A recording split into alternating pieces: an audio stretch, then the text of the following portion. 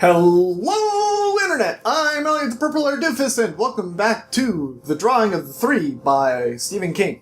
Today we are covering Chapter 5 of The Prisoner, which pretty much finishes the Prisoner section. I hope you finished it yourself, because I do not want to ruin anything for you. At the beginning of this section, Henry, Eddie's brother, is playing Trivial Pursuit with the captors that have captured him. And if you remember from the last section, whenever he was asked a question, he would answer Johnny Cash. This time, he gives an incorrect answer, which just makes everyone laugh and laugh and laugh, because the actual answer is Johnny Cash. The captors actually give him a lethal injection of drugs.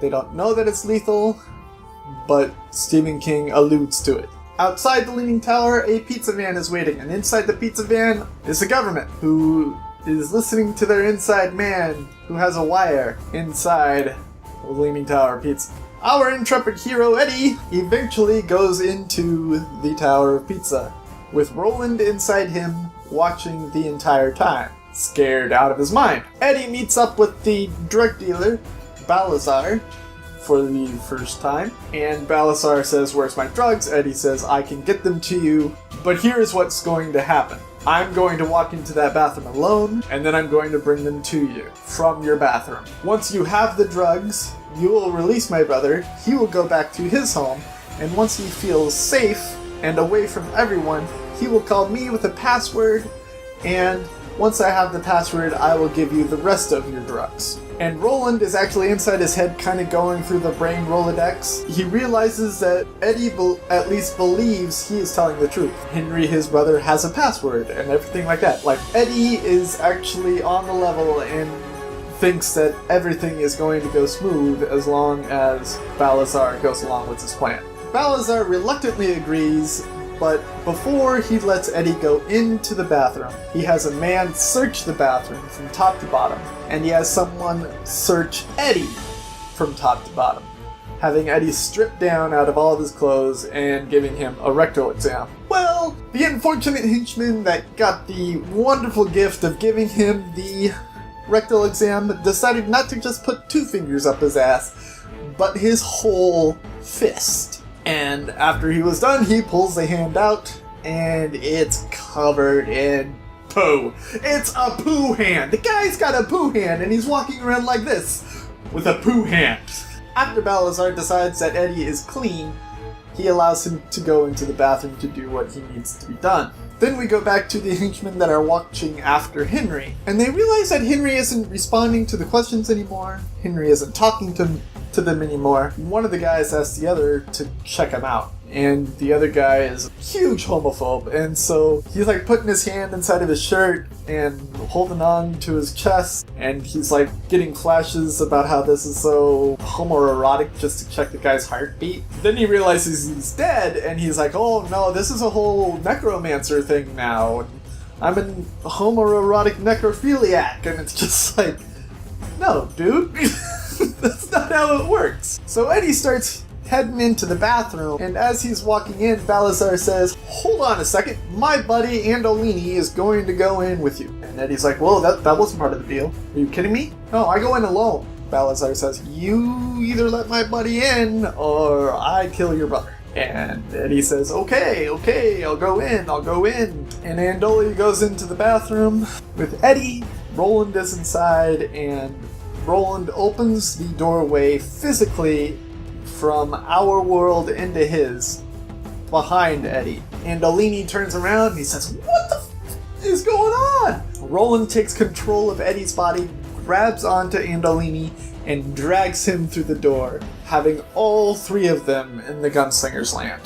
There's a fight. Eddie is naked the entire time. It's kind of hilarious. During the fight, Andolini gets killed because he is about to kill Eddie, and Roland doesn't want Eddie to die, so he attempts to shoot the weapon out of Andolini's hand, and when he fires at the weapon, the gun explodes, blowing half his face off. And while he's sitting there screaming and screaming and screaming, the lobstrosities, the lobster monsters, actually clamber over his face and eat him alive. It's gruesome and hilarious and awesome, because it's Stephen King. So Eddie and Roland are standing around the beach and they are wondering what to do next when Balazar is knocking on the other side of the bathroom door, wondering what all the screaming about, wondering what everything's about. And so Eddie and Roland have to get ready for war, and Roland gives him one of his guns. In fact, he gets the one on his right side since he no longer has a right-handed trigger finger.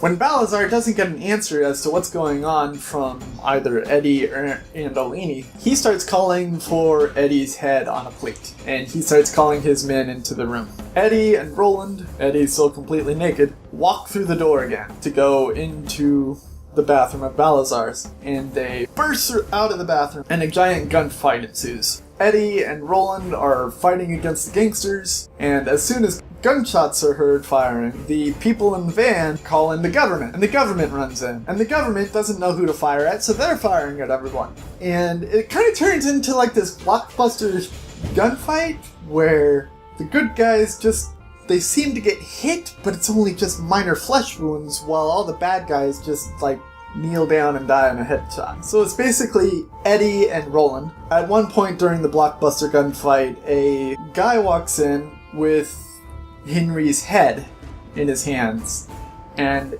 Eddie just loses it, because now it's confirmed that his brother is dead. Eventually, Roland and Eddie kill that guy. And it's just Roland and Eddie while the government's on the other side of the door telling them that the SWAT team is about to come in. And Roland tells Eddie that they have to get out of there. Eddie has picked up all of his clothes so that he can get dressed. Roland pushes Eddie through the door, goes after him, and shuts the door. And Eddie says, wait, I need my drugs, I need my fix, I need it. And Roland says, no, you're just gonna have to wait it out. He's like, no, you don't understand, I really need it. And Roland says, no, there's no going back, it's done. And the door actually falls over and like sand goes, and it's no longer a door to anything, it's just a flat piece of wood. And Eddie is so distraught. And that's pretty much where our section ends, with Roland and Eddie now in Roland's world. The question that I have for you is, what would you bring with you into an alternate world if you knew that you could never come back to this one? The question that I had yesterday was, if you had someone that had never eaten any of our food, what would you feed them? Pizza. I don't think I need to say anything more than that. Pizza. With pineapples on it. Deal with it. Do not forget that the next book that I will be reading is Sacre Blue by Christopher Moore. Go out and grab it by any legal means necessary. Buy it at a bookstore, buy it on a Kindle, borrow it from a friend, borrow it from the library. I don't care what you do as long as it's legal and you read it before I ruin it for you. I've been Elliot the Purple-Haired Doofus, reminding you to watch your pajama disc, and I will see you all in the next section of The Drawing of the Three by Stephen King. Toodles!